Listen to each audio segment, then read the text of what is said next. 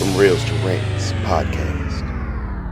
Welcome back to From Reels to Rants, where we talk about all things on the silver screen. And rant about everything in between. I'm Walk. And I'm Doc. And this week we are going over Dear Santa. I almost called it Bad Santa one more time. You've been doing that. I have. Dear Santa. This movie was written by Jack Black, the Farrelly brothers, Bobby and Peter. Oh, he's the writer? Yeah. Okay. Jeremy Kramer. It was written by Peter Farrelly, Dan Ewan, and Ricky Blitt. Ricky Blitt. Thank you. Bless you. God damn it. Thank you. Fucking dad sneeze. Right. Movie stars Jack Black, Jaden Carson Baker, Brianne Howey, my man Post Malone, Robert Timothy Smith, Hayes MacArthur, and a very, very special cameo by the one and only Ben Stiller. Yep. Dear Santa, 2024 Christmas movie. Yep. A unique Christmas movie.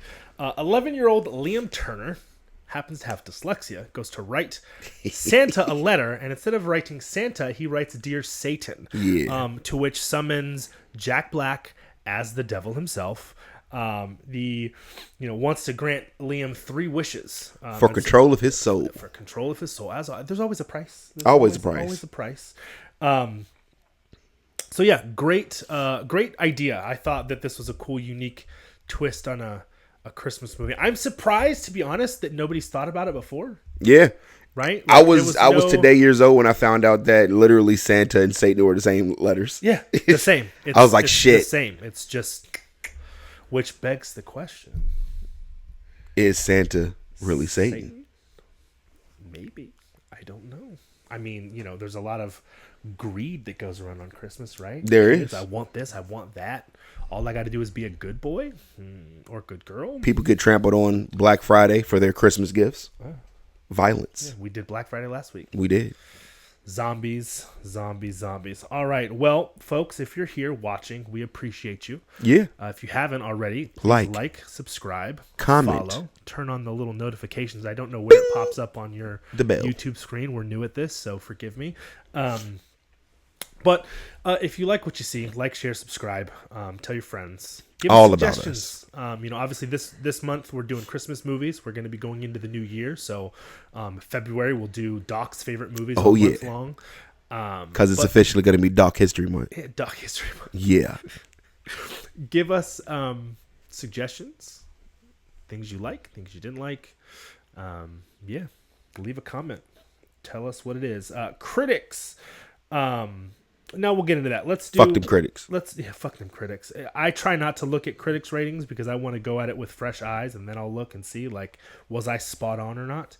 But last week we forgot to do Screen Scramble, so let's go ahead and get a couple rounds of that in. So we just start right off with medium. Yeah, but I said let's go medium. Let's go hard. Pause. Okay.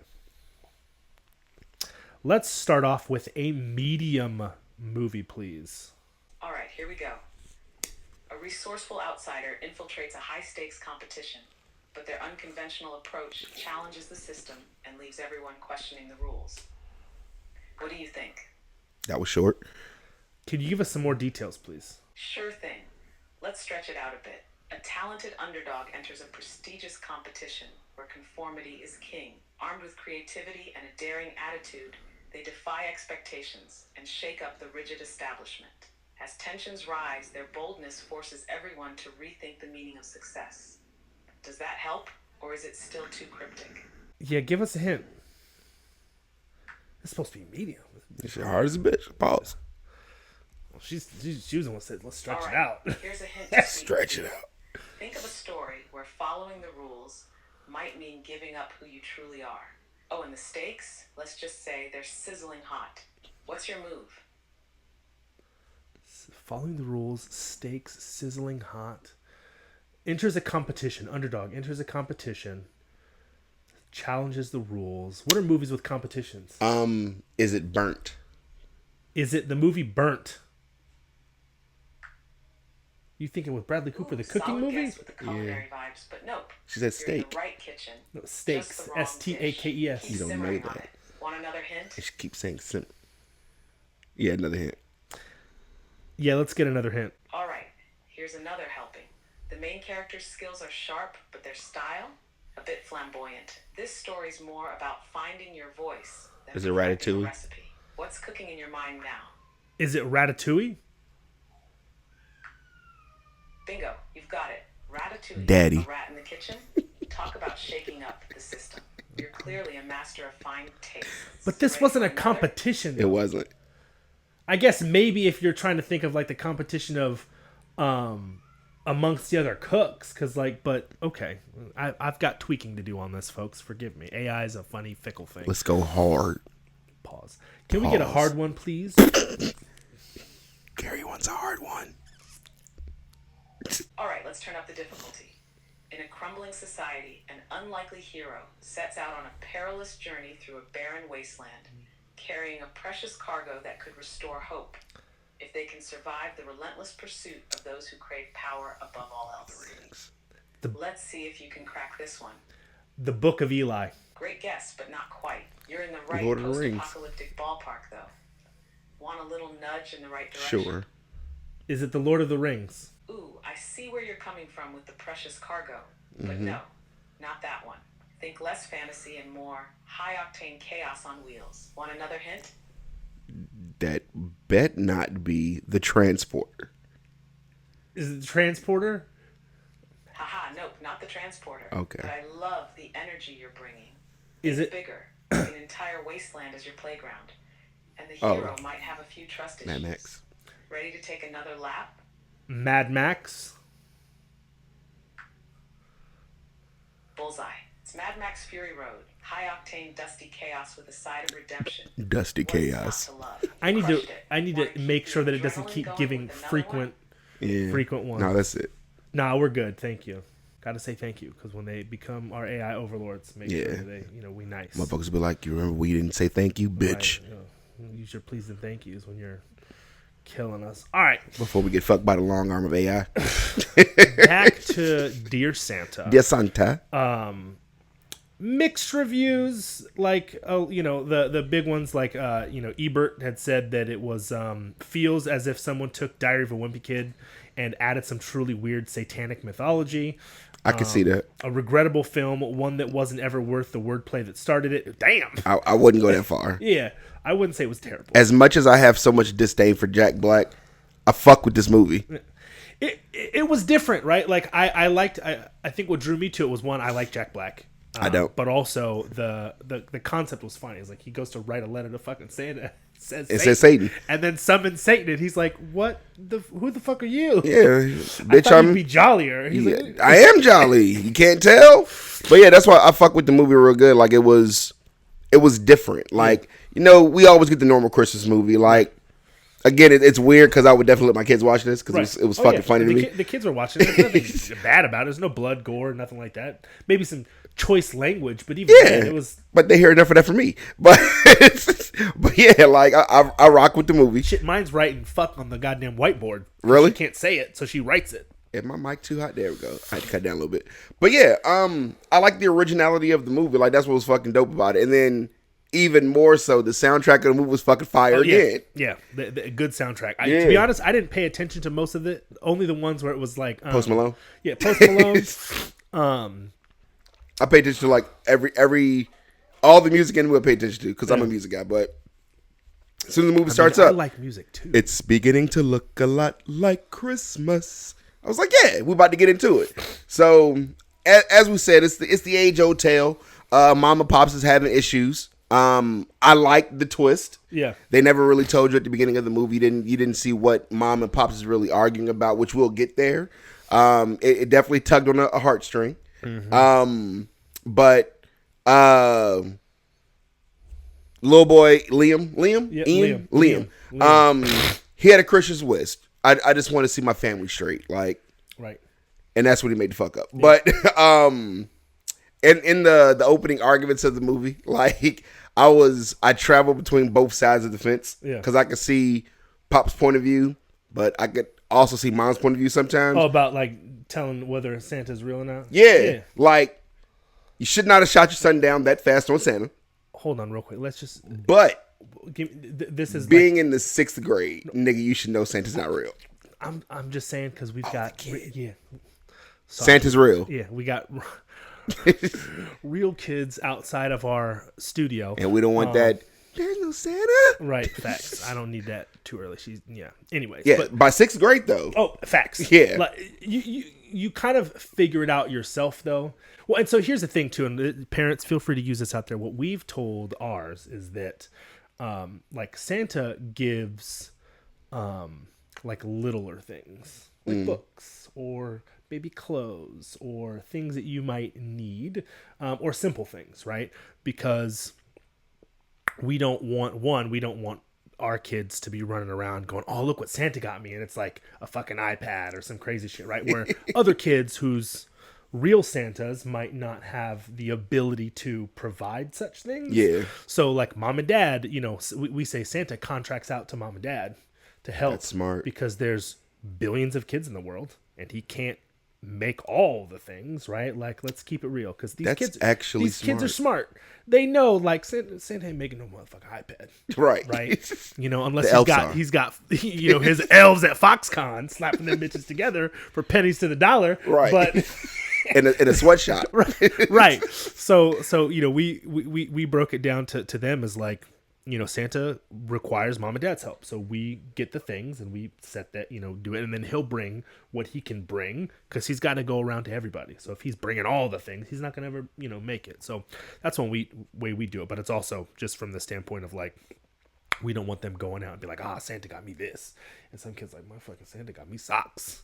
Because that's all Santa could afford. Maybe I was a weird kid, but when I was a kid and I got socks, I fucking love that shit. Facts. But I think the gift that keeps on giving. Socks, drawers, and wife beaters. Bro, moms would get me socks, underwear, toothpaste, like deodorant, like all the shit that I would not buy for myself because I'm greedy and want to buy shit for me. You know what I mean? Like that's always a great gift. And to be perfectly honest, like whatever I get is I'm happy with. Right.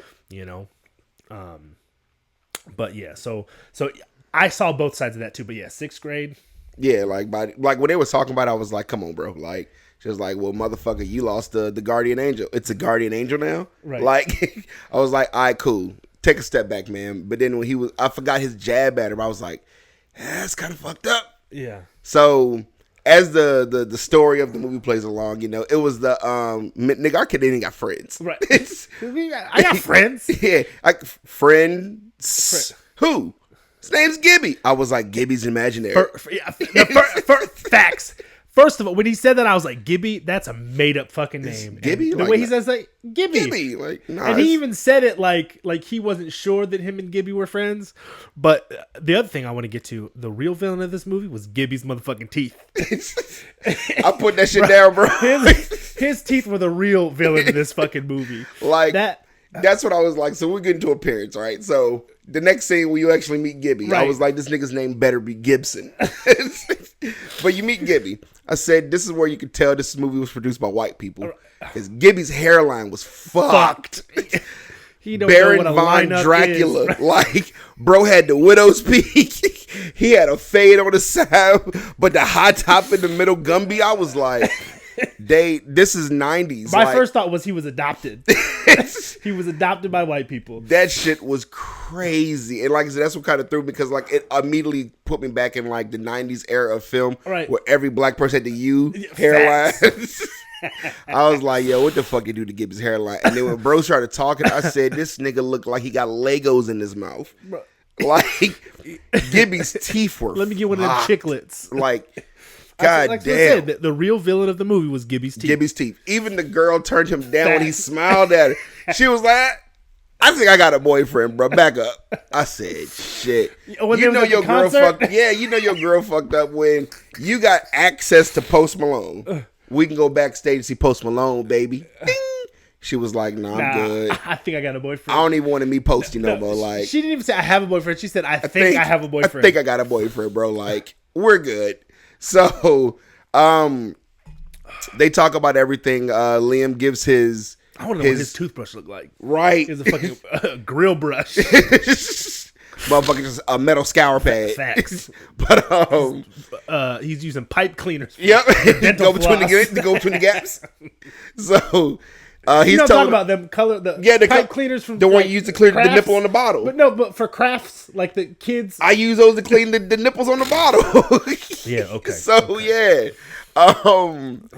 Liam's telling Gibby about everything that like his parents are arguing about. Like I'm in the 6th grade and they think I ain't got no friends and nigga you my friend and I'm awkward. Right. And bitch I'm not I don't have what he said. It wasn't dyslexia. It was what they said he had. Special differences. Yeah, special differences. So yeah, like nigga, no, like, I'm dyslexic as a bitch. So we get inside the school the next morning. One, like I don't know what city they were in. Did they say what city they were in? I don't think so. I hate when movies do that. They probably filmed it in Canada, to be honest. Probably. Most of them. It didn't look cold outside. Nah. But they had Dr. Big puffer jackets on and everything, and this is where you meet the crossing guard. Crossing guard was a bitch. Like, whoa. Did you do your 2-hour certification of crossing the street? I did. Back up. We would have fucked that lady up. She would have been cooked. And then, like, when we were kids, like, and first of all, we didn't have crossing guards like that. I was about to say, like, when we were kids, I don't remember a crossing guard. They may have had one. If I remember, it would have been a teach. So our elementary school, when we lived in Cali, it was like, it was like a square development, and then in the middle was a court. And so like you go around, and then on the other side, outside, right across the street from our development was our elementary school. So like we would walk, and they would have a teacher be a crossing guard because it was just like a straight shot. But yeah, no, we didn't have crossing guards like that. It was yeah, like, I don't remember crossing guard at all. Look both ways, or you getting knocked. You get knocked. And when we was in LA, like elementary school was like 98th Street School, like. Nigga, we walked to school. Yeah. So I distinctly don't remember crossing guard, and I don't remember crossing guard in Virginia. And again, when we lived on the north side, we used to walk to Overby Shepherd all the time. Like, my grandma was like, y'all miss the buses walk to school. Motherfucking school walk was like 2 miles. It didn't seem like that far back then, but it was legit like 2 miles. Yeah, that's crazy. So, we get inside the school. He's telling Gibby about, I think Emma might got a thing for me because she smiles at me every time she sees me. Right. Soon as he turns to Emma, hey ladies, I want to be your man. Start playing again. Sick soundtrack. Yep. I was like, oh, when you hear Zapp and Roger, like, nah, nigga, you in love. Yeah, facts. That's telltale signs, right there. We all remember that 6th grade love, yo. It's crazy, and that was the part like we talked about it before, but like. I remember that awkward, I want to talk to this girl in 6th grade phase. Yeah. Now, I never said my cat licks his nipples awkward. No. He said, my cat likes your nipples. I thought he said my cat licks her nipples. No, he said, he walked up and he's like, I like your cat stickers. And she was like, yeah, thanks. It's like, my cat likes your nipples. I mean, sorry. I thought he said my cat licks her nipples. No, my cat likes your nipples. I thought that I had to turn the captions on to go back and watch that because I put that down as one of my favorite quotes of the movie. The most awkward thing to say, but like when you in that position, you don't know, your brain is scrambled. You fumbled the coochie, the 6th grade coochie. Like it's happened to me before, not that bad, but I remember 6th grade, like the one that got away. Like she wasn't the one that got away, but 6th grade at that time, I was like, ooh, it was one particular girl I liked in middle school, and I was like, I gotta get her. And one of my friends at the time, his name was Matthias. And for the life of me, every time he would be around when I went to talk to her, like, I was like, yeah, my thighs itch told me come and say, like, I will fuck his name up. My thighs itch. I fuck bro name up all the time when she was around. Like, my thighs itch. She made me go stupid. Matthias? Yeah, Matthias, man. We had a rap group back then, too, yo. My thighs itch. Yeah, my thighs itch. Shit. I'll see you after lunch. Facts. That's it. Like, I'm out. Yeah, I'll catch you. Yeah, fumbled the coochie, yo, in 6th grade. We get to the English teacher, and I have a story on this nigga, yo. Like, so, this movie resonated so much with me because I had a 6th grade teacher like that, 8th grade teacher, his algebra teacher, named Mr. Thweet. Thweet. He acted just like that. Pretentious. I know everything. And that's why, like, at that entire scene, every time the guy talked, I was like, yo, I really hope he nails this motherfucker to the cross later. Like, and he did. Super funny. But, like, they were talking about, like, the book in school, and it was, like, the worst thing Dickinson ever written was A Christmas Carol. Like, Christmas Carol was a great-ass book. It's a great book. It's an even better play. In high school, yeah, I was the Ghost of Christmas Future. Oh, there you go. Yeah, I was balling. They gave me like this big ass green velvet robe. They told me to take my hair out, so my hair was all out and shit. Had a motherfucking garland crown. It was dope as a bitch, man.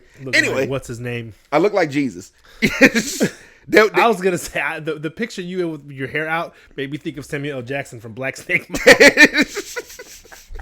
They were like, "Yeah, he looks like Jesus." I was like, "I know." I had like, you know, Ghost of Christmas Future didn't have that many. You hot comb it? Nah, I just took my hair out, and that shit was whoop, just out.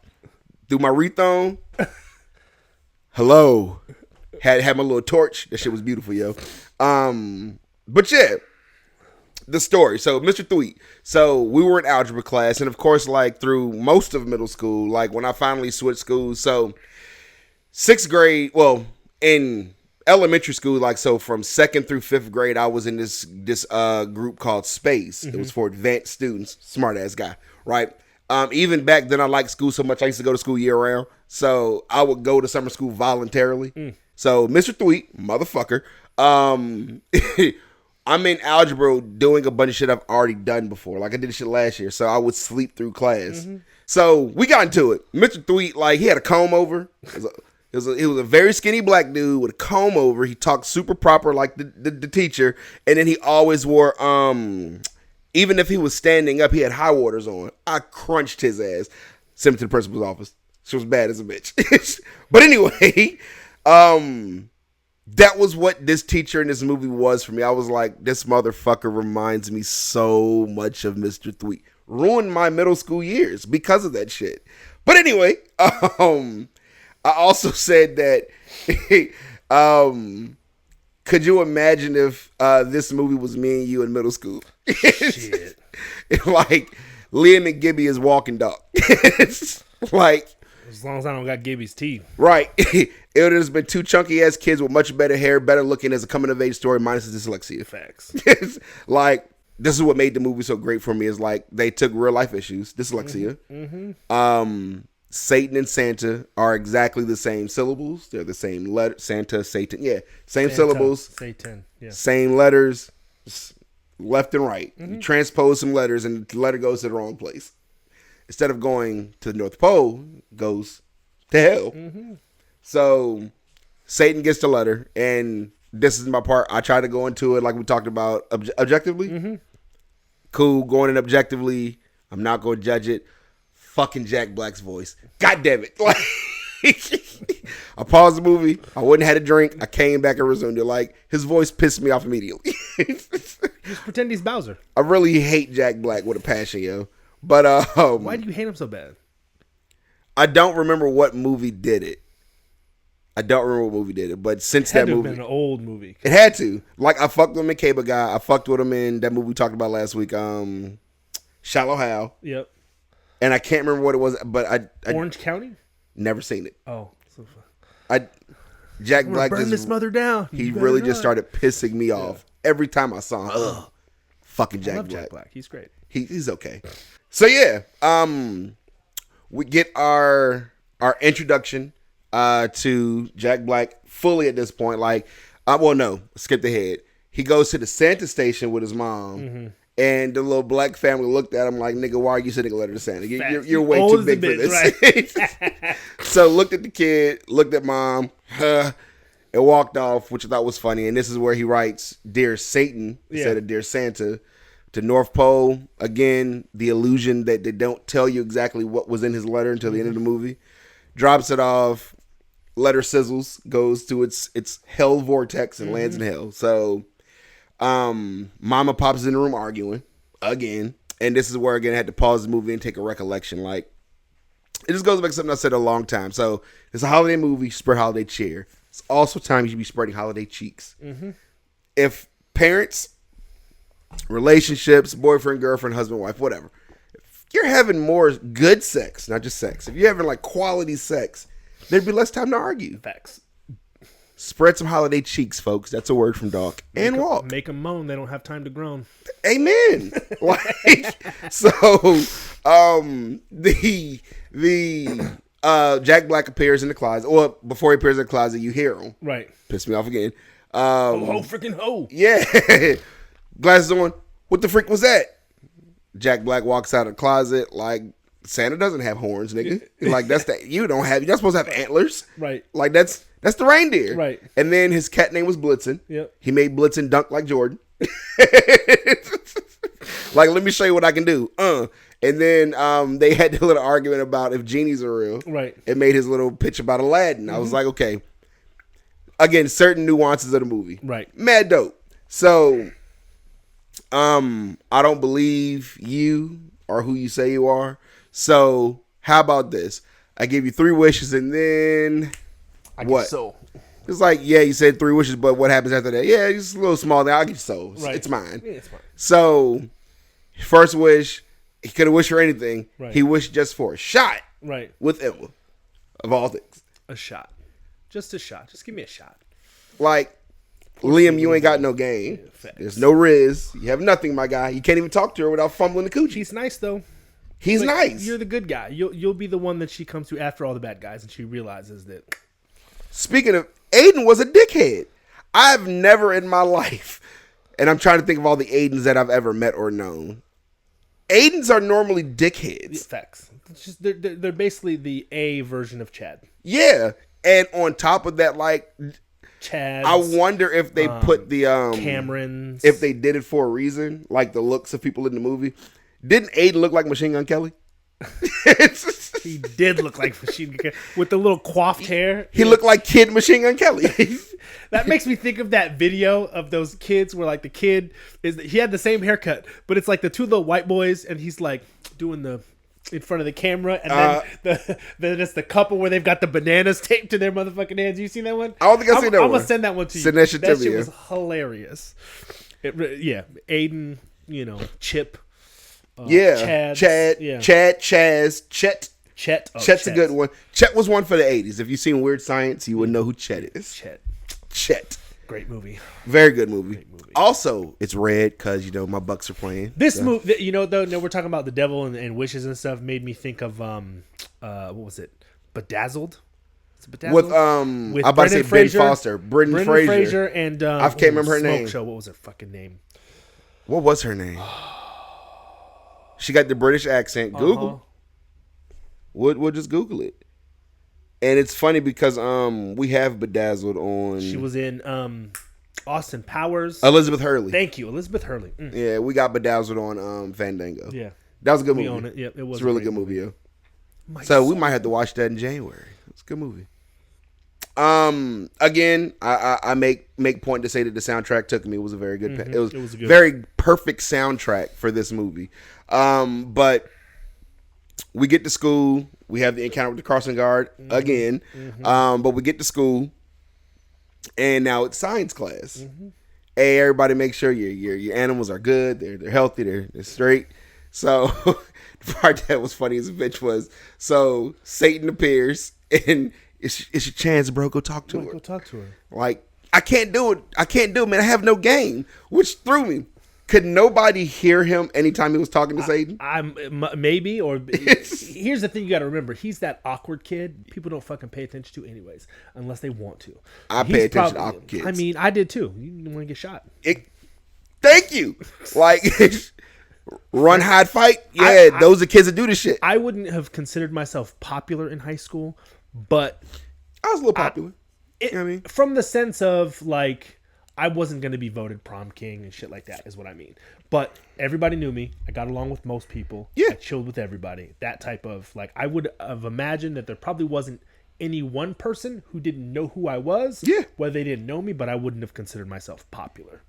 You know what I mean? I would have considered myself popular, but not of the like I hung around all the crews. Like I played football, so of course I was a jock. Yeah, I was in theater. Football, I was in band. Track. Yeah, like I did everything, and I wasn't dumb. Yeah. So when it came to having like again, I won't like the AP guy because calculus fried my brain cells. Yeah. So I knew the smart kids. I was super cool with the girl that was our valedictorian. Like I was all over that school, so everybody knew me. Yeah. I was. The light-skinned guy pre-beard. I was the light-skinned guy with the long hair. I had a beard and facial hair. I had facial hair, but I didn't have a beard. Yeah, I used to do the I used to have my sideburns cut like Ludacris. Yeah. Like, yeah, like old school Ludacris days. Like that was my guy, man. But yeah, and then my locker was in the middle of the main hall. I was around everybody. I was always jealous. We didn't have lockers in Kelly. Really? We carried our backpack because we were in, like most of our schools were outside schools. Yeah, like you had the like outdoor quads, and then all the doors like faced towards the outside. Yeah, there was no. That's how 98th School was. Lockers. Yeah, you right about that. Yeah. Damn.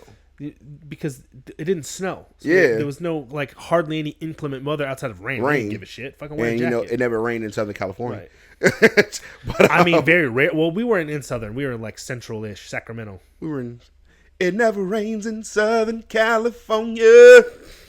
They tell me. Anyway, so, go spit your game. Like, now's your chance. Right, now's your chance. Go do it. Just like, try. Fucking don't be a little bitch. He's like, yo, I don't have to. Like, the cute little hamster's not going to do anything to me.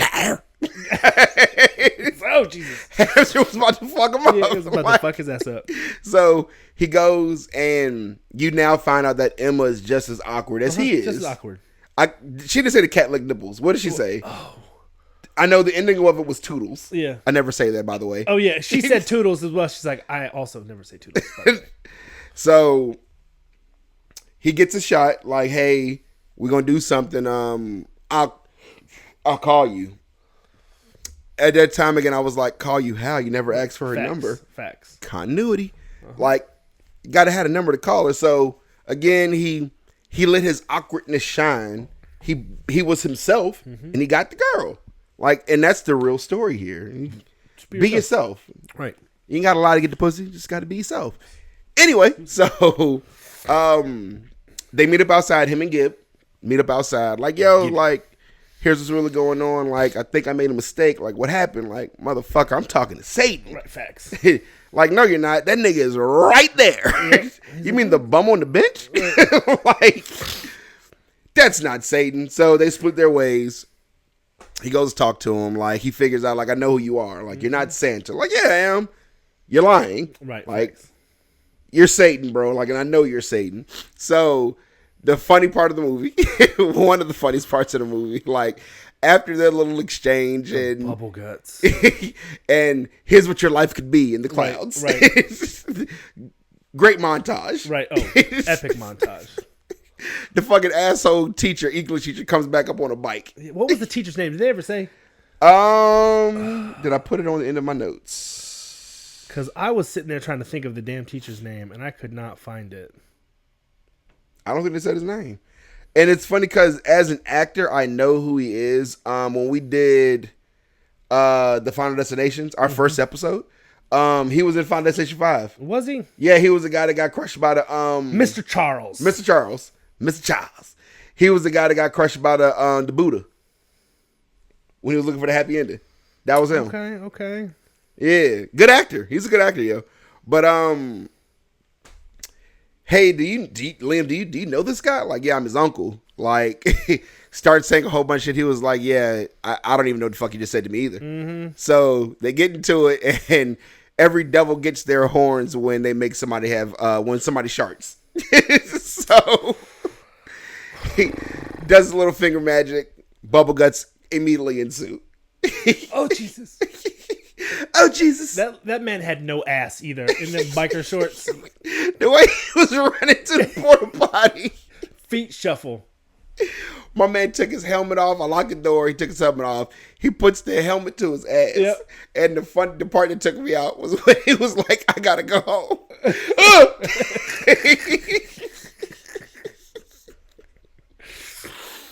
Funniest part of the movie. That's like the diarrhea scene was the funniest part of the movie. My man, he couldn't even throw his legs back over the bike. He rode the bike like he was on a goddamn swing and just kicked himself along. Uh-huh. Like, that shit was funny, but at that point, I would have just found a bush, pulled them pants to the side, and just let that shit go. And that was the thing that kind of threw me off by it too. And just, I know it was a children's movie, but continuity, like it was. I would say less a children's movie and more of like a family movie because like I'll take that. It was like PG-13. That shit should have been rolling all down his leg. Oh, facts. So, yeah, PG-13. I thought so. PG-13. Yeah. When they kept talking about Post Malone through the movie. Yeah. I was like, as much conversation as they're making about Post Malone better be in Yeah, this facts. movie. He better be in this movie. Like, he was all over it. That's all they were talking about. Yeah, and like as a I don't really listen to Post Malone's country music, but as a rap artist, I fuck with Post Malone. Yeah. Like me and Phil was having a got a few that I conversation. like. He's kind of taking it's like Phil calls him a culture vulture. He rode the wave of the hip hop stage into I know I want to do country music, so let me just go do country music. Yeah. So here's the thing.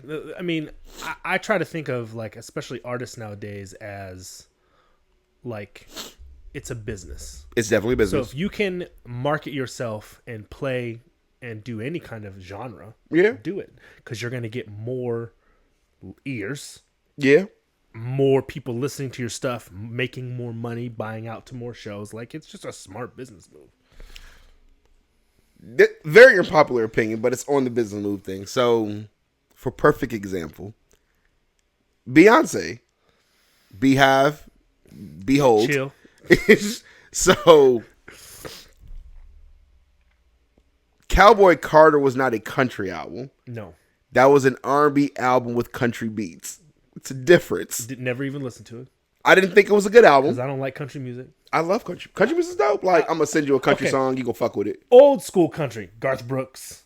You know, like I'm gonna send you I got you. The song rocks. Like it goes hard as shit. Like I I'm gonna got send it friends to in you. low places. I'm gonna send you gonna fuck with the song Okay, though. It's all dope right, as shit. all right. But the crossover ability of what I'm really looking for, as I said, Beehive Chill.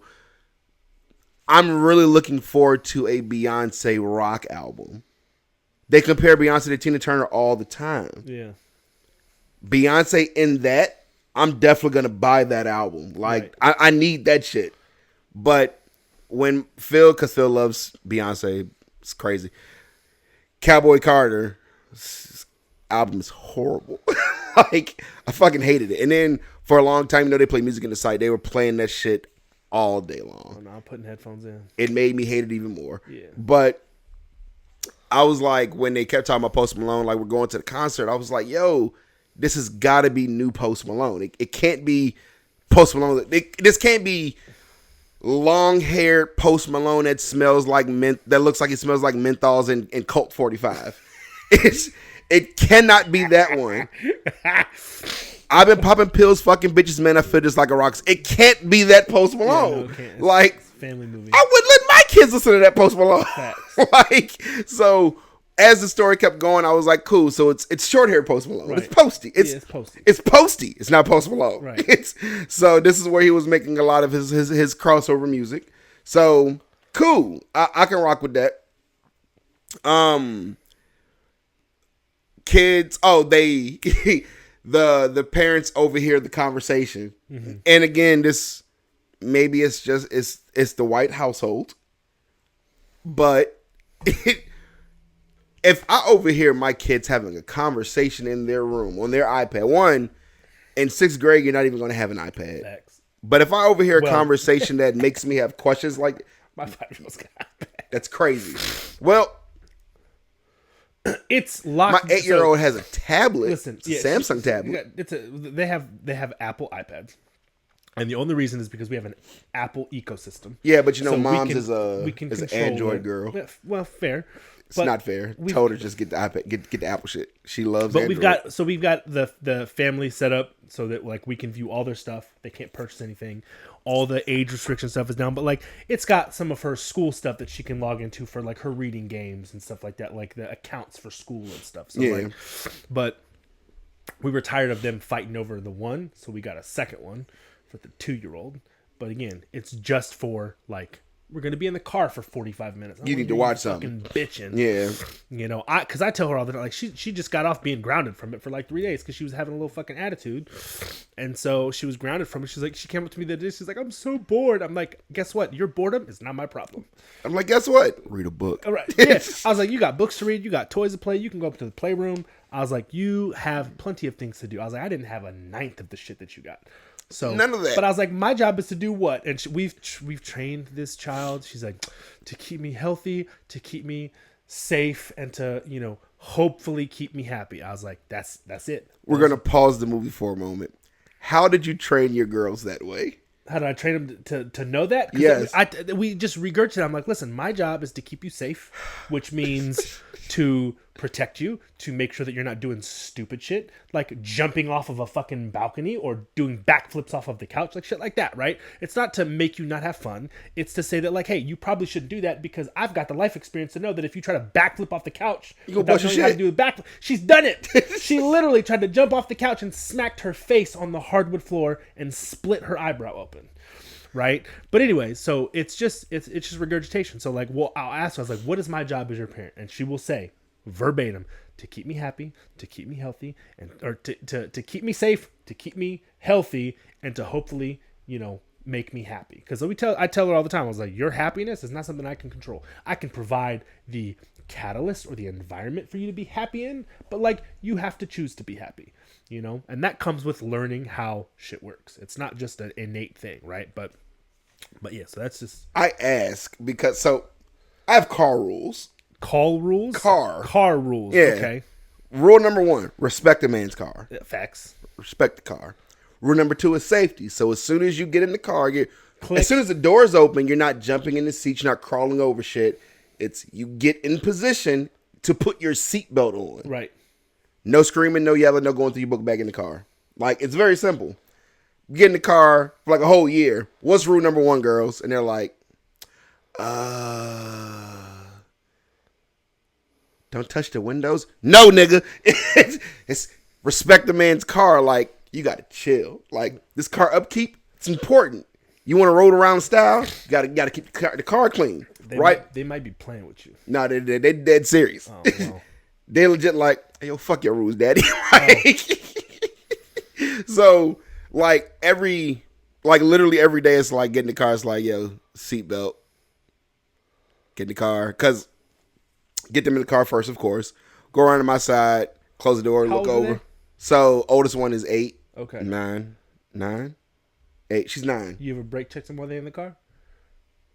Mom told me not to do that. Oh, well. Listen. Also, I have a button in my car because so the second and third row got the expandable headrest. I have a button I can send the headrest flying at you. So if they're fucking around the back seat, I'd be like, all right, boop.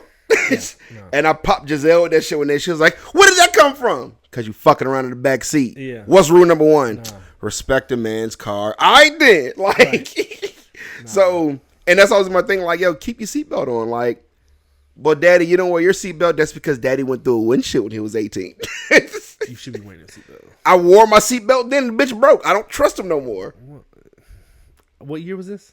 2006. It was graduating day. What kind of car was it? It was a 98 Ultima. I don't want to hear it.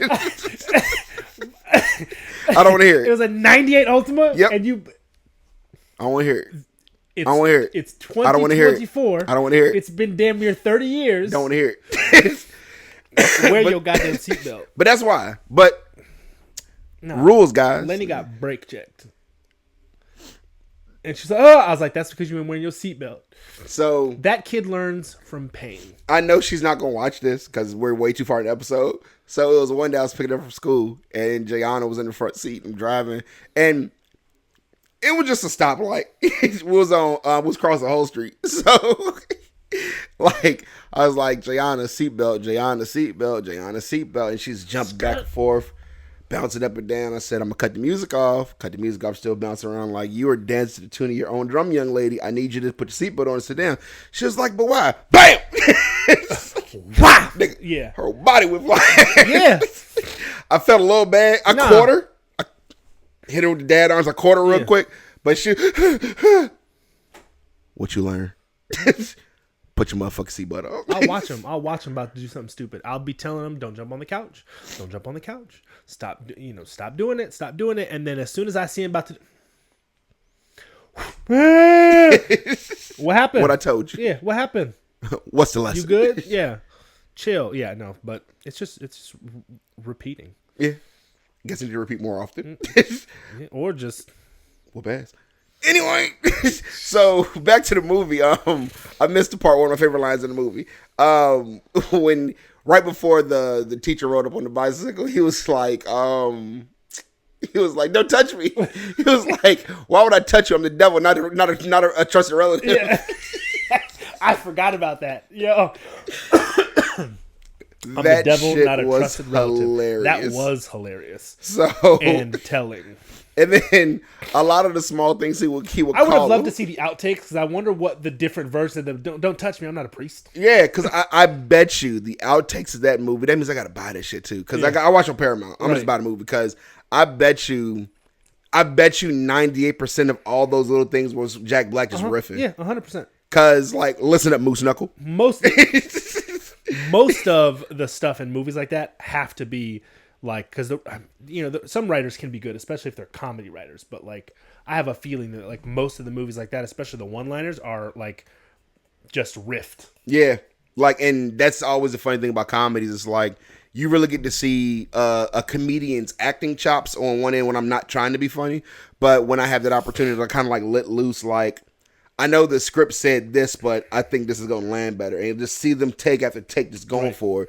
And that's why acting movie-wise, I like Kevin Hart still. But I told y'all before, like, his stand-ups aren't funny to me no more. Yeah.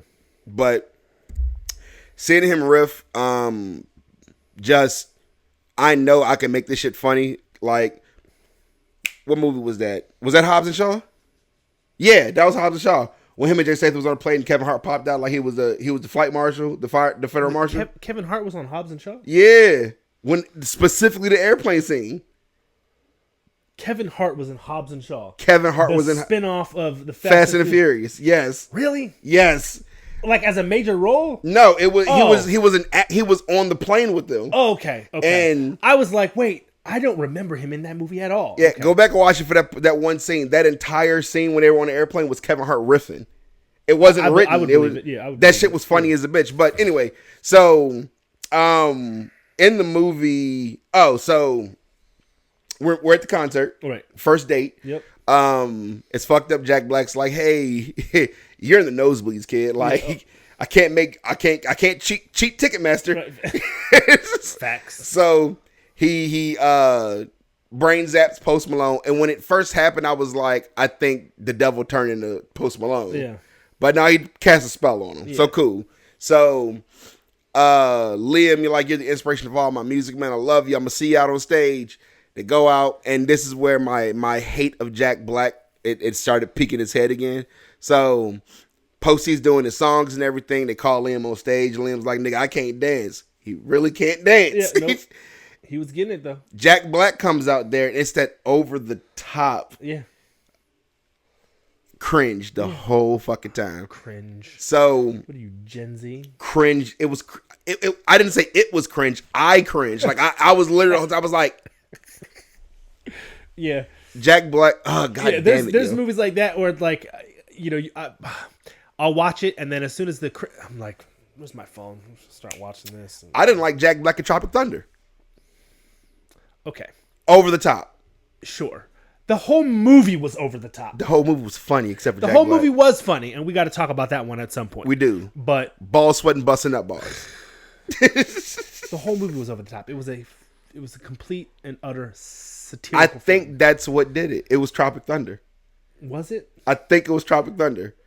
I was like, I've had enough of this motherfucker. I didn't.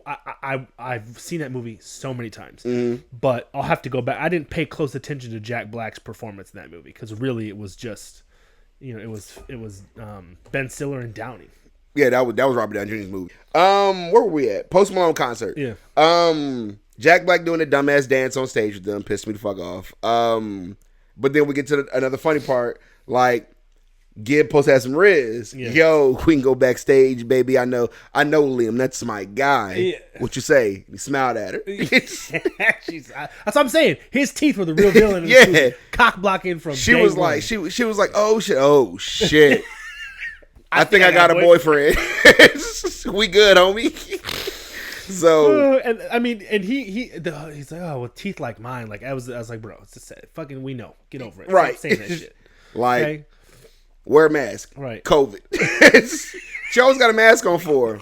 Niggas be sick, bro. It's the winter time. I can't afford to get the flu. Although you see teeth like that, you also probably assume bad breath. Yeah. Oh, and that's the part we forgot too. So the lie of Gibby was that they played football together. And How Gibby you has wear a cancer. mouth guard? Gibby has cancer. In fact, the bad kind. What kind? It's the really bad kind. Yeah. So, parents at this point haven't met Gibby or anything or whatever. So they just meet Gibby for the first time right before the concert. Mm-hmm. So Jack Black with his green Nike Tech suit, that's when he runs to the door and he's like, "Yeah, I'm taking the kids. This is my son." Like, "That's your son?" Like, "Yeah." He Make gets more a look sense from with his his mom. haircut. Yeah, gets a look from his mom. Like, so, and then he was driving a Tesla. A red Tesla. Yeah, a red Tesla. At that, Ho, that ho, was ho. like, they should have put him in an old school Cadillac or something, like a 77. Subtle dig at Elon that the devil drives a Tesla. Ha! Interesting. I mean, that was my assumption. I didn't think of that. Also, at this part of the movie, though, when after the concert's over and they get home, like, "Gibby, you left early. Like, what happened?" It's like, "I didn't leave early. Motherfucker got an Uber and went home. You niggas forgot about me." Facts. Like, Left me in the nosebleeds. it's like, I didn't forget about you. Like, you were hanging out with everybody and talking, but you weren't fucking with me. So I just went home. So I realized at this moment, nigga, my grill is fucked up. Right. So selfless Liam, he's like, "You know what? I want my second wish. Right. I don't want to take any gratitude for it. Like, excuse me, fix my man teeth. Like, just fix the grill up." Yeah. So at this juncture of the movie is where I started getting my dark thoughts. I'm like, Dear Santa could really be a really good horror movie. Oh yeah. Like, take all the aspects of the movie and to start turning shit twisted. Like, yeah, I'm really the devil. He start, like, as I'm befriending you and showing you all the things I can do, I'm breaking your family apart without you really know. Like, subtly breaking it apart. Or that, like, you get granted a wish, but it's always got a cost. Yeah. So it's like, I'm gonna fix Gibby's teeth, but then he gonna ditch you because now he's the man. Right. Like, or yeah, I'll give you your shot with Emma, but at this time your mom's fucking somebody else. Right. Like, yeah. They could have really, like, I'm possessing people around you. You have no idea about this shit. Yeah, like, they would have had to make that like TV 17 or whatever. Yeah, like, but they could really make shit a horror movie. Like, yeah. And now my mind's running. I might have to do that shit. That'd be a really good Dear Santa's, Dear Satan. Like, should be fire. Anyway, so fix my man teeth. Like, he got to know what it's like. So see him in school the next day, and now he got a row of chiclets. Like, my man looked like he had like rollback veneers in his mouth. Like, I in real life, I hope that kid's teeth ain't like that. No, they aren't. I don't mean to mess up. I mean the fixed ones. Oh no, they're not. Cool, because even though he made them straight, they were still big as a bitch. Yeah, looked like he had chiclets teeth. in his mouth. Yeah, like, where'd these big ass teeth come from? Right. Like, fuck them ass veneers. So, we school scene. I'm gonna check you later after class.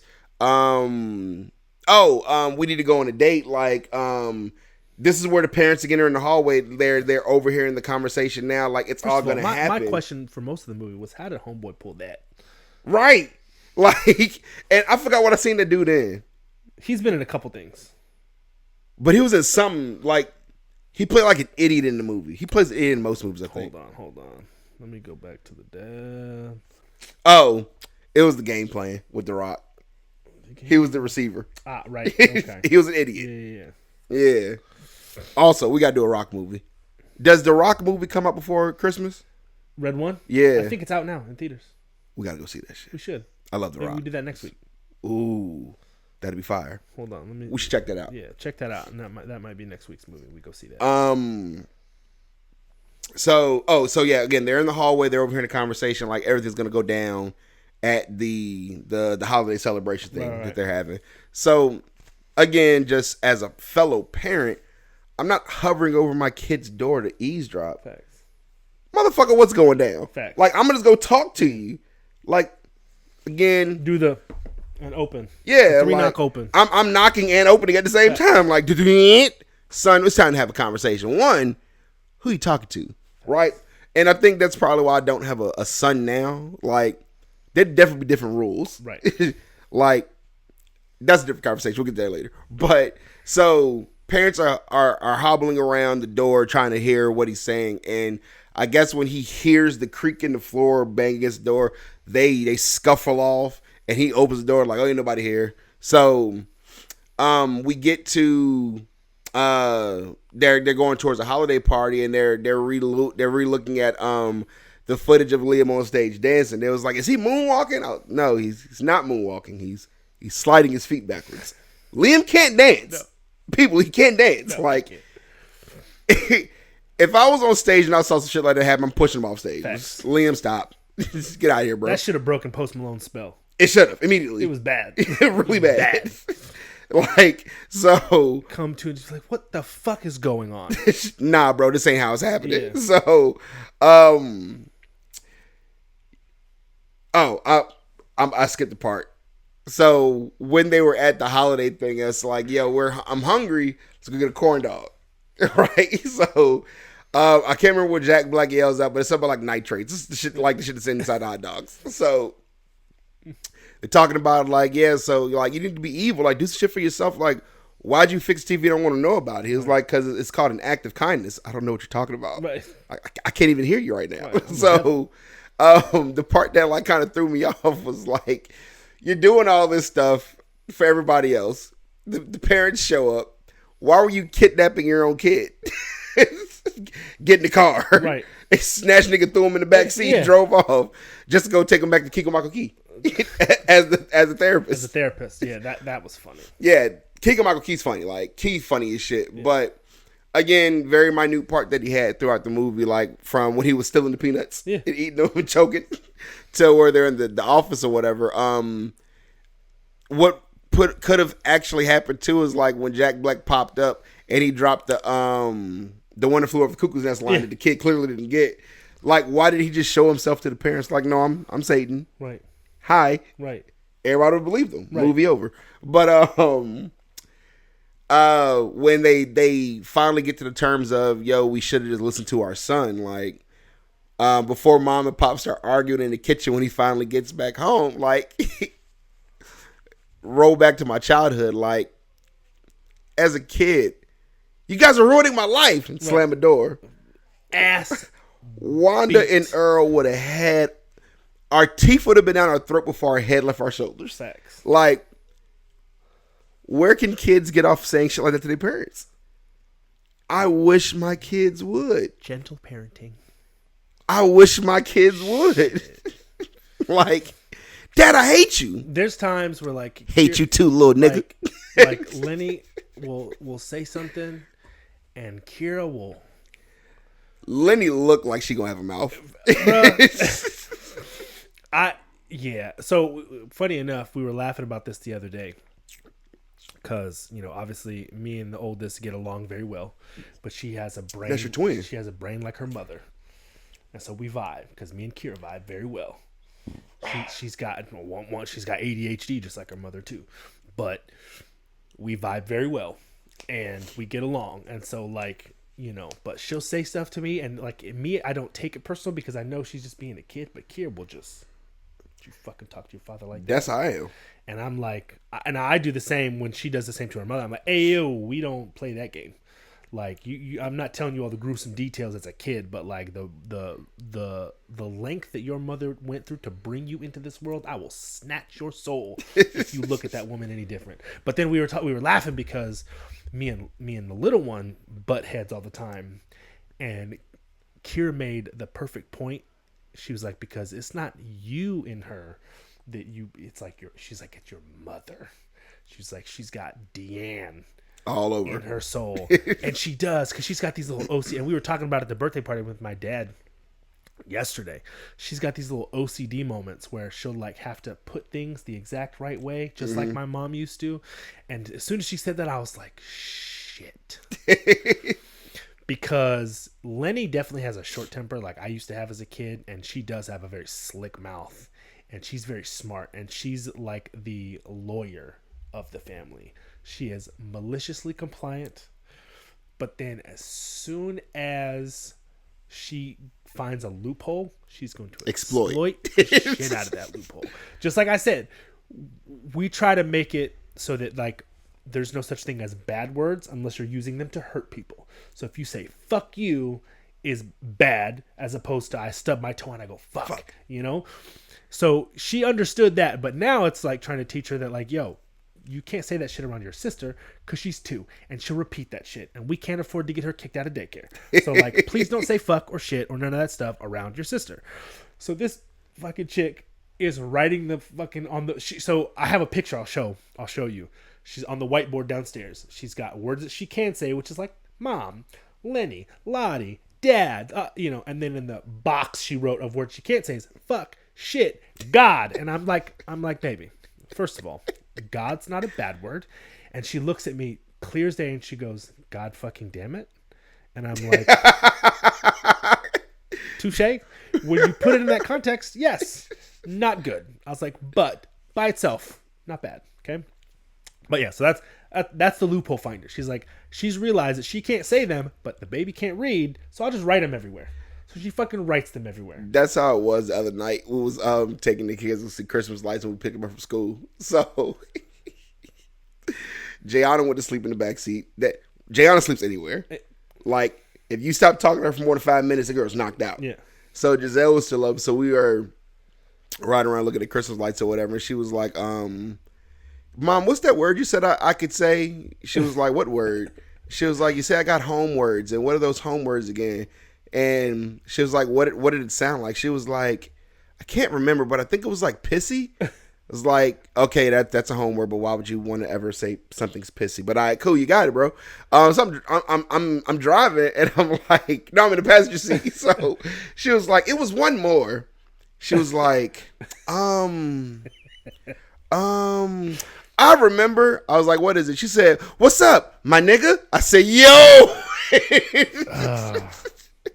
I said, you can't say that. Yeah. And she was like, why? I was like, it's not that you can't say it. You just don't say it right. Like, I was like, I don't agree with the word because you just don't say it right. You sound like you're not you when you say it. Listen, that is a conversation I'm going to have with Lenny. My nigga? Both the girls. I'm barely passing my goddamn self. Nah. But Phil did say you look like a Mexican, though. That shit was hilarious. Fuck you, Phil. And he said, he was like, man, I fuck with Gary's salt and pepper look, man. That joint on fire, but is Gary Mexican? I said, no, Phil. Gary, he's black and white, man. He's mixed. He was like, I never would have guessed. Most people don't. But all that to say, like, we talk openly to Lenny about her heritage and like where she comes from and like obviously the real like history of the world, not the shit you're gonna learn in school. Mm-hmm. But like that's gonna be one conversation. Like you're gonna hear people say that, and because you think you not black, you're very, very, very, very, very white passing. Okay, you don't get to say that shit. Technically, she does though. I mean, here's the thing: it's like if people. Gary, do you identify as a white man or a black man? I identify as myself. You identify as a white man or a black man? You identify as a black man, Gary. I identify as a black man. Yeah. Exactly. But so technically, hold on. But she can say it. Here's the difference. She don't look like no black person. She don't. All I'm saying is from the outside perspective, somebody who hears her say it and catches her saying it and jumps to conclusion, she gonna get her ass beat. No, she not. Because Uncle one, it's probably like my favorite word. I fucking love. I say nigga way too often. Probably, but way too often. Either way, it's just one of those things. I'll be there all the time. Like, what's up, my nigga? What'd you say? She said what she said, brother. To give her a black card. Here you go. I actually have black cards in the trunk. I bet you do. I bet you do. If it wasn't Tampa Bay Day, I would have wore the black. I got my black card hoodie. That shit fire. Anyway, we got off topic as fuck. I'm gonna beat Phil's ass. That shit was funny though. It probably was. Listen, it's like Gary's not Mexican. Funniest story of my life. Working at Best Buy. Two distinct memories that I have just off the topic of people assuming that I was Mexican. I'd be walking through the store and Hispanic people would come up to be like, "Hola," I'm like, "Nah, sorry," or they do the whistle, And then the other, I milked this shit until like I think the day I quit. One of the managers had come up to me and he was like, "Hey, can you come back over here and help me with a customer?" I'm like, "What you need? You mean like load a TV or something?" Like, no, I need you to translate. Yeah, he was like, "I need you to translate." And I looked at him and I was like, "Translate what?" And he was like, "Well, Spanish." I was like, "What about me makes you think I speak Spanish?" And he Say was hablo like, español. "Oh, bro, the backpack. He's like, you grew up in California, right? Doesn't everybody speak Spanish in California?" I was like, "Bro, that's not why. First of all, your racist ass." I was like, and so from then on, I didn't have to do cart duty. I didn't have to do If he even looked my way about, he's like, every day. Please don't sue me. yeah. Oh, it's funny, but yeah, nobody guesses correctly. I think there was one woman that I worked with at my current place. She's not there anymore, but she was in HR, and she is married to a black man and has a mixed son. So she was like, "You're mixed," and I was like, I knew we were best friends because she was the first one to get it. Everybody else thinks I'm Mexican or Samoan or some, I get that shit all the time. Facts. It's the eyes, bro. You look like an Inuit For like fucking 3 Eskimo. years. You remember Calvin? Yeah, For 3 years, like even in his phone, my name was Super Samoan. Calvin Walker. Yeah. Super Samoan. Yeah. People would be like, "Hey, yo, Mark said do X." He was like, "Who the fuck is Mark?" You could even go for like New Zealand. Yeah, who the fuck is Mark? And they're like, "I don't know what you're talking about." The nigga with the long hair, always got the shit around his head. Oh, you talking about Super Samoan? Like, it's funny because he was like, "Nigga, I didn't start calling you Mark until like 2 years ago." Like, so He still worked there. yeah. Oh damn. So like on iPhones now, like when you text people, like you can tag their name. Yeah. It literally says Super every time you text me. That's hilarious. So it's funny as shit. Anyway, back on topic. So slams door. We would have got our heads knocked off as kids. I couldn't even pretend to slam the door. Fuck no. You better slide that bitch closed. If it, you would do the quick Catch that bitch. I better hear the chikoom. If the wind came too fast, I was getting my ass beat. Shit was crazy. So mom and dad are downstairs arguing, getting into it. Now I broke this into two parts. Hold on. I just had you ever never mind. You sure? Yeah. Well, did you ever deign to call your mom a name? Fuck no. My mom used to swap me with Mom was mom. I didn't start calling mom Wanda till like in recent years. Yeah. Like, hey Wanda, you better stop, boy. Yeah. I'm still surprised she let you get away with that. Because it was all in fun. I mean, of course, but mom used to smack me with wooden spoons as a kid. Yeah. And I would break them and hide them under the couch. We're talking like 5, like Lenny's age. And then start hitting you with what? Then the plastic ones. Uh-huh. And then her hand. Okay. But you never got the extension cords? Oh, bro, I got extension cords. I got the belt. I remember we used to get fucking the head in between the knees. Uh-huh. Whop. Whole ass. Yeah. Whole ass. Oh, I remember. And won't no escaping that shit. So there was one point we got a whooping. And I went and put extra sweatpants on. Got caught. But they know because when they hit you, the sound don't sound the same. That shit sound muffled. And then they go to pull one down and they see another pair. Then it's just naked ass. Bare ass. Bare ass from then on. It was no more nothing but naked go upstairs, ass. Take your pants off. It wasn't even that. It was like come here and it was when the head was under the. It was like you were across this knee, this leg was over you, and then they just yank everything down. Oh no, it was literally like naked ass. He was standing and he would grab you and go like this, put the head right here, stand up. Like he was about to get the jump from Hunter Hearst Helmsley, the pedigree. Yeah, no, my dad he would cross you over one leg, so it's like then put the leg over like this. Yeah, like there's no escaping that shit, yo. Grip. You ain't going nowhere. Like nowhere. You got a leg like this, and I'm right here, and it's just. He got one hand on your back, and he just put hand cup until he touches skin, and just pulls everything down. Yep. And we got to abuse as kids. But no, and then the worst one would be like he'd have the belt in the hand. He'd be standing next to the stairs, and he'd be like, "Go upstairs. You trying to dodge?" You already know what it is. I want that whole ass, ankles, thighs, everything I hit. Like fuck. We used to get abused as kids, man. But, God forbid you try to catch it. Oh, no, that's the worst. Jesus Christ. The stories I can tell you about the ass whoopings we've received over the years. Shit. But mom and dad get to arguing. And I took it one of two ways. This is where the sentimental heartstring part comes out. But mom made the comment that this is the funny part. She was like, well, I'm sorry you never got your pony as a kid. Which was kind of a dig at him. But for me, my mind immediately went to, but you can get this pony. And in my mind, I was like, I'm just a bachelor looking for a partner. Like, so, but heartstring part, they're arguing in the kitchen and.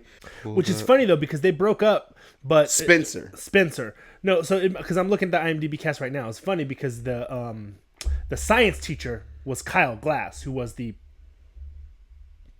other band member of Tenacious D, the guys that split. Over. Which is funny because like they split, but like he's in the movie.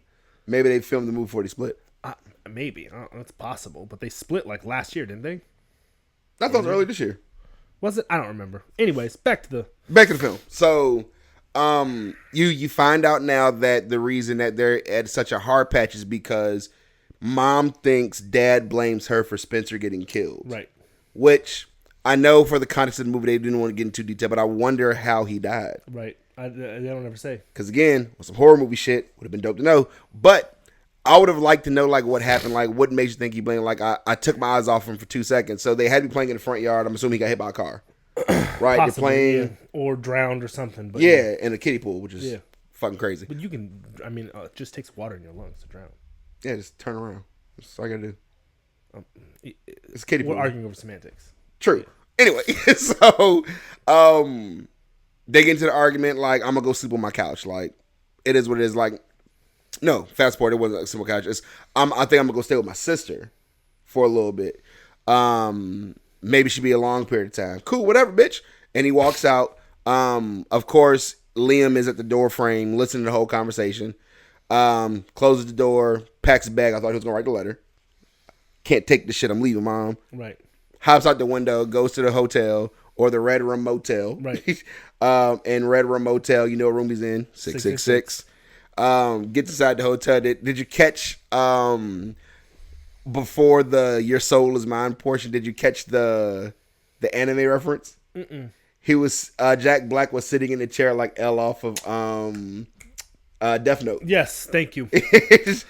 As soon as I said, ha! Yeah. I got it. Yeah. I missed that. I thought it was dope. But then right before that, when he was on his way to the hotel, like the motel, not hotel, the motel, that pissed me off with Jack Black and the unitard doing the dumb shit again, like the dancing, the prancing around the room. Yeah. It's just Jack Black's personality. Irritated the fuck out of me. It's his personality. I hated it. Yeah. Okay. Fucking hated it. So anyway, you got to say it directly. With this last wish, my soul is yours. I'm not gonna say it because I believe in spirit. So here's with an incantation. Right. Say this shit. Soul is mine. What's your last wish? And this is the part where I know you're running out of film time, or run time. What made you think or know mom and dad fixed their issue before your wish was made? Right. Because in the context of the film, you said your wish, right, and then the argument just stopped. Right. So again, as the viewer, it looked like it's done because of what you did. So right. Cool. Mom, dad apologize. They kiss and make up. They don't fuck though. Kiss and make up. The whole time that movie, I'm like, just fuck and you'll be fine. You'll be fine. Just get over it. If it's one thing that hippies had right was make love. Yeah. Period. Yeah. Just make love. The world would be a much better place. Not hate. Thanks. Both sets of cheeks. Yeah. Unless it's man cheeks. If that's your thing, do your thing. But I'm saying to spread love. So they kiss and make up. Just so happen to see Liam leaving a seedy motel. Getting bitches. Liam, oh my God, we love you. Get in the car. So get home. Well, I guess my soul's gone, and now we get the fast forward into hell, which hilarious. Spoiler alert. Yeah, spoiler alert. Satan is really Ben Stiller. So I'm gonna say this now because this would have been a perfect Easter egg and callback. They should have had Dave Grohl play the devil. What movie was that? No, it wasn't that. It was that in the Tenacious D's tribute music video. Mm. Dave Grohl was the devil. Oh, really? Yes. Oh. So if I fucking love the Killers. I mean, Foo Fighters. Well, I love the Killers too. Yeah, well, but the Tenacious D band, Jack Black. But Dave Grohl was with Foo Fighters. Yes, and he was also originally in Nirvana. I didn't know that. You did. What? I didn't know that. He was the drummer in Nirvana. I didn't know that. Bro.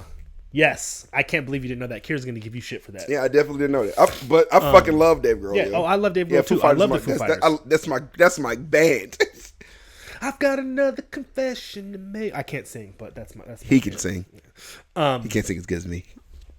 No, I'd rather play instruments. Anyways, but yeah, I thought like when we watched it, me and Kira both said that would have been the perfect like Easter egg would have been to have Dave Grohl actually be the devil, but Ben Stiller did great. Fucking hilarious. Love Ben Stiller, which still boggles my mind that one of the movies we're gonna have to watch is The Secret Life of Walter Mitty because Ben Stiller was in it. I've never watched that movie. I know it's fucking great. I'm assuming it's not a Christmas movie. No, it's not a Christmas movie. Okay, We'll talk about it after. cool. But But yeah, so, that threw me though too because the whole time I'm like, that was one of the coolest like plot twists. Yeah. I was like, you're not really Satan. You're just a low level demon. right, You don't even have real horns. right. And that was in retrospect, hindsight's 2020. Right. You should have known he wasn't the devil because he had feet. Devil has hooves. Facts. I didn't even think about that. Devil has hooves, yo. I was like, shit, yo. Fucking dope. So, I listened to Satan and I'm gonna let my nuts hang. Right. Fuck all these people. Like I'm gonna be an asshole for a little bit. The best, like they had an opportunity. Like if this was like an R-rated movie, or like what was that movie, The Good Kids? Bad Kids with the kids cussing. Fucking hated that movie. It was so cheesy. It was cheesy, but the kids just cussing and acting a fool. That shit was fucking hilarious. Yeah, but Because it's just nobody else has done that, so it was But anyways, it was original. Yeah, it was original. Fucking hated that movie. Yo, it was bad. he took that punch from Aiden like a G though. That's about it. And that if that didn't scare Aiden, I wish I got bullied as a kid. shit. Oh, I was too big. Oh God, People talk wish shit, but they didn't fuck with me like that. people. Mark, I wonder what it looks like to see you fight. Y'all don't want to see that shit. Yeah. I get busy. I wish I would have got. If I was Liam and Ian punched me down, I'd have been like, thank you. Because we had a rule growing up. They may start it, nigga. You gonna finish Facts. it. The moment you hit me, it's a wrap for you. Yep. I'd have whipped Aiden's ass and the two friends he had with him. We've been teaching Lenny talk, tell, tackle. Right. See? Like, and I gotta get the girls ready for that shit. Like, yo, Talk, tell, tackle. if they put their hands on you, swing. And I'm stop until somebody pulls you off. I'm gonna show you how to throw a punch. Facts. We got hands in this family. Listen. Anyway, so Well, one of the things too, we one day Lenny will learn. She carries one of these little kid Yetis, heavy duty metal ones. It's perfect handle size. And you just whop somebody with it. they going down for the count.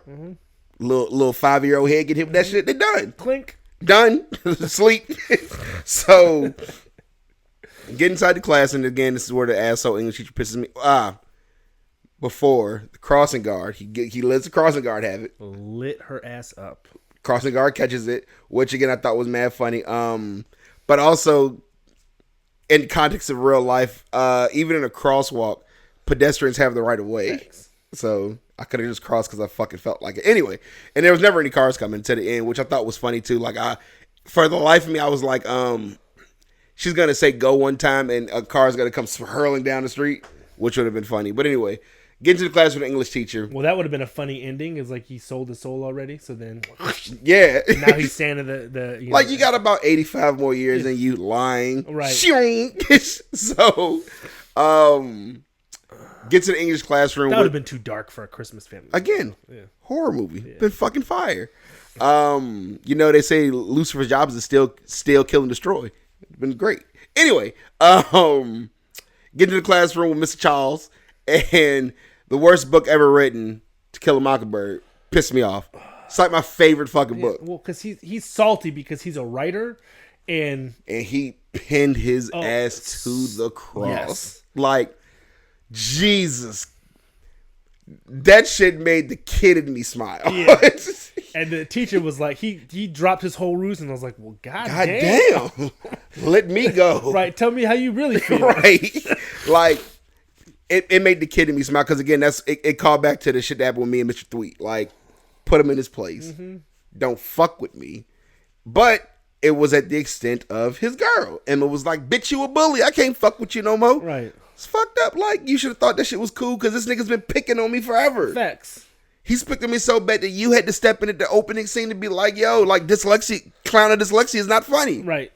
This nigga. Technically, it was that little bitch in the back. Yeah, but you're right. But she checking people like you should be like, you get the one. You stood up for yourself, Right. but don't do it again. Like you embarrassed me in front of everybody. Right, nigga. And he called me out for looking at you. I was looking at your arms. Right. Right? So Of all things. like I'm not looking at your arms, I'm just looking at the booty, man. See that shit? So we're out of school, like Gibby and Liam patch things up. Moms and dad have patched things up. I want like what was that? A Christmas croissant cookie? The reindeer thing that dad made? I don't know. They looked turfed. Right. It's fucking weird. So after low level demon Jack Black gets kicked out of hell, he goes back up top to go spend time and see Liam. Like, hey, well, technically, I don't take your soul because the third one was null and void. Right. Which, can you really explain null and void without using the word null and void? Because we know what it means, but how do you explain null and void?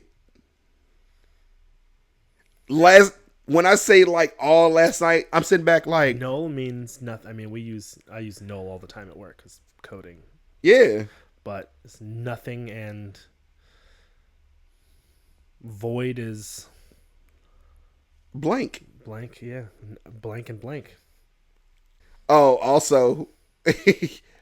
Can you explain null and void without using the words null and void?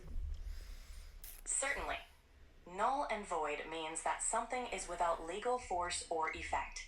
It's as if the thing in question never existed or took place, rendering it completely ineffective or inapplicable. Thank you. I guess that's one way. But could you have done that on your own? Hell no. Why do you think I went to the AI? They're smarter than me. So, I missed out on two hilarious pieces. One, Liam is an incredibly ugly crier. Every time he cried, I bust out laughing. Most people are ugly criers. I'm not an ugly crier. I've never seen you cry. Don't care to. I know. See, it's all right here, partner. I said he was a terrible crier. Horrible crier. She was funny. He's watching the video on his iPad. Gibby calls in. And what I thought was funny, he was like, I should have known that you were the one that fixed my teeth. I'm not stupid. Right. But you could have used it to fix your malformities. He was like, my malformities? Huh? Like, when he did this shit, sent me flying, yo. So, Satan or low-level demon comes back up, tells him that the bet's not really, the deal's not really on anymore. Because of, I lied to you. I'm not really Satan. So, cool. So, what I did was I took the last wish from your letter to me. I thought you said you didn't read it. Well, I was on the shitter, so I needed something to read. Right, need something to read. So, wakes up the next morning, goes in, dad's cooking, mom's laughing. Hey, go open your gifts. And he goes downstairs, and what does he see? His brother. Holy shit. Ugly cry ensues again. Right. So, grabs his brother. Well, you know your brother loves Christmas, yada, yada, yada. Like, yeah, cool.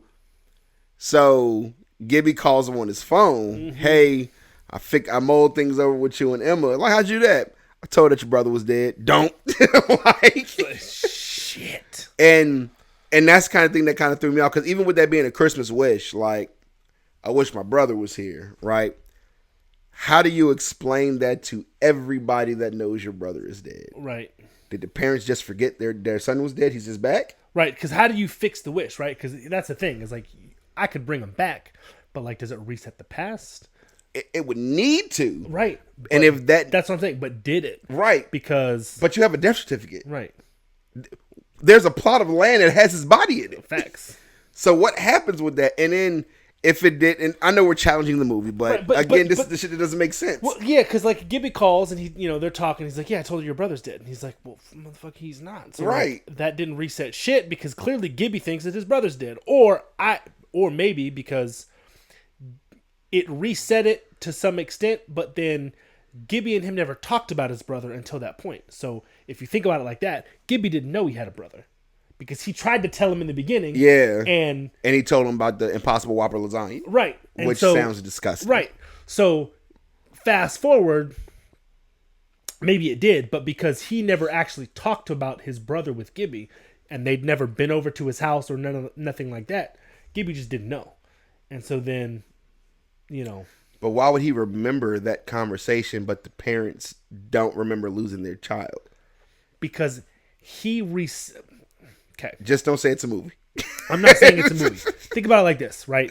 We see in the beginning, they're friends. He's never talked about his past because it's sad and he doesn't want to bring that up. The moment he does, Gibby cuts him off and it's like, oh, have you ever had... He's like, yeah, I'm not good with that, sappy, bad news bullshit, right? Yeah. So, missed opportunity, but to Gibby just doesn't know what his family dynamic is. True. He knows mom, dad, obviously, but doesn't know that he had a brother or has a brother even, right? So then now fast forward, they've gone through this whole movie. They've never talked about it. Gibby doesn't know anything. We don't know what any other person knows of whether he has a brother or they're dead or not or whatever. Yeah. So if, let's say, everything is reset, the brother never died, passed and everything, and we're just going, you're thinking, like plot loopholes, right? Mm-hmm. Now they're talking, and he's like, yeah, I fixed it. I told her your brother's dead. And he's like, fuck. But to us, that's a plot hole, but at the same time, we don't know if he fixed it in a sense of like, now everybody in the world knows that his brother's alive, or just the people who did know. You get what I'm saying? I need a different ending. So many questions. Yeah. Anyway, I'll use my go-to. It's a movie. Yeah, it's a movie. That's the movie. Yeah. So, rating time. I'll let you start it with the plot storyline. I gave plot storyline a 3. Agreed. I gave it a 3. It was fun, creative. I thought it was, again, dyslexic kid fucks up Santa, says Satan. I thought it was good, but I thought that the story struggled to find a consistent tone or direction. Is it comedy? Is it sappy family movie? Is it slightly, horror because of Satan? I don't know. It was midline. The thoughts of it were all over the place. Yeah. Which, same, I gave it a 3 for those same reasons. And then I would have gave it a 3.5, but the ending, when I said the ending fucked with me, I was like, that doesn't make sense. Yeah. It seems like they spent all of their ideas on beginning and middle of the movie, and the end suffered. Yeah. It was like the climax of the movie was on stage with Posty. Yeah. After that, it took a drastic dive. Yeah. So 3. Rewatchability, I gave it 3.5. I'd definitely watch this movie again. Really? Yeah, I'd watch it again. I gave it a 1.5. And the movie was funny.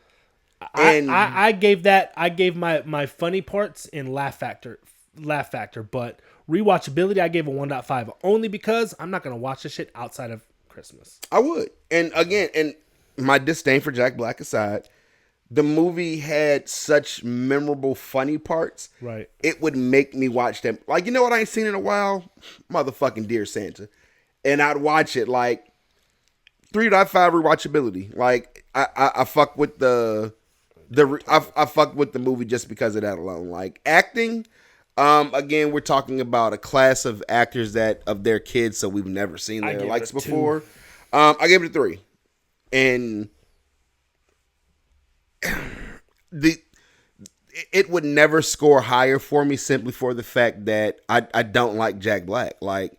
He has a tendency to overact in movies, and the prancing around, the stupid ass dancing that he was doing is really what pissed me off. Yeah. But the kids acting in the movie were, for kids, solid acting. I gave it 2. So, gave it a 3. 2. It wasn't too bad. Yeah. Laugh factor, what'd you give it? 4. Really? Yeah. I giggled throughout the movie. It wasn't a 5. It was above average, I think, for what it was. But I gave it a 4, and mostly because of Gibby's fucking teeth. Every time that motherfucker talked, I giggled. But no, I thought it was funny. I really laughed towards obviously the diarrhea part, but towards the end, like when he just didn't give a fuck and he was like, that shit was funny to me. But yeah, I gave it a 4. It was hit or miss. But like I don't know. I enjoyed the comedy part of it. I thought it was funny, so I gave it a 4. Gave it a 3.5. Uniqueness. Huh? Oh, go ahead. Oh, uniqueness. The uniqueness tied in with the storyline and the plot for me. I gave the unique a 4. Yeah, that's what I did. Like it wasn't your typical holiday film because they made your typical holiday film is heartwarming. Right. But this was heartwarming and funny and a little bit disgusting. Yeah. And a little dark a little dark, and then it was a little fun. Yeah. Like what happened? It was unique. They've never done a holiday movie where, again, I think that like the idea, whoever came up with the idea was like, that's just a genius idea. Like, oh, I meant to write Santa, but I wrote Satan. Ha ha ha. And in my head, I was like, whoever wrote the movie was high, and they were like, I want to write something, and they put Dear Satan, and in the morning they woke up, they was like, oh shit, that's supposed to say Santa. Ha ha. Yeah. So very unique movie. So, overall score was a 3.4 for me. Oh, see, I gave it a 3. The average was 3. Average was 3. Mm-hmm. It was good. It was a good holiday movie. It's fun because the kids can watch it and not, it's not bad. So yeah, it's good. Overall, I thought it was an interesting concept. I thought Jack Black did great. I like Jack Black. And then true villain was Gibby. No, true villain was Gibby's teeth. Gibby's teeth. Next week, I had a request. Somebody said we should watch Surviving Christmas. Surviving Christmas. The week after that is Die Hard. And then final movie, should we make it Red? I'm about to say Red Notice. Red One. Or should we end it with the bang everybody's waiting for, which is Home Alone 1 and 2? That's a good question. Yep. That's a good question. You know what we could do that would be fun? What's that, brother? People have made correlations that Home Alone is just an adult. Is a child's version of Saw? No. You haven't heard that? No. Kevin McAllister turned up to be the Jigsaw Killer? No. When we finish, Google that shit. Okay. That's a real theory. Really? And I was like, fuck, that actually doesn't make a lot of sense. Home Alone's in Chicago. Yeah, but Saw's in Chicago. It was more of a correlation, not that they're being the same person, but like Kevin McAllister is basically just John McClane in Die Hard. That's a theory for real? Somewhere. I don't know. We have to look that one up. No, the other one though was a wild theory that we'll talk about during there. I'll tell you after off screen, but there was something I was going to say after, and now I can't remember. I need to take notes in the middle so I don't forget when I want to talk on tangents. Anyways, so next week, Surviving Christmas. Other than that, Super Samoa signing out. Again, guys, we appreciate y'all. I have the rest of the shorts from last week will be coming out as of Sunday. So today, as we record, upload these motherfuckers. Upload these on all of our socials. Please follow us: TikToks, Instagrams, Facebooks. Shit, might not be TikTok for much longer. Why? The Supreme Court just fucking banned TikTok. As of January or some shit. Really? Yeah. I didn't know that. Yeah. Well, I know until TikTok then, filed for appeal, but who knows? Yeah. Well, if they do, because the orange man probably doesn't like TikTok either. Well, I mean, let's be honest though. It may be America owned now, but China started that shit. Yeah. So. But everywhere else, then Threads, X, if TikTok, we get one. X. Yeah. We probably create one. X is the Wild Wild West. Yeah. Like, comment, follow, subscribe. Tell your friends about. We should get merch. Someday. We should get some fucking merch. Could you imagine tell your friends about a sweater or a hoodie? Yeah. Or some gloves? Tell your friends about us. Yeah. Fucking dope. Anyway. If we do get merch, we gotta hire Herm. Absolutely. He'll do that shit real good too. Mm-hmm. Yeah. Get the man some more money. Yeah. But yeah, that's it for this week, guys. We appreciate y'all checking us out. And again, Love Tell your me friends some about chicken us. grease. And as always, titties. From Reels to Rings podcast.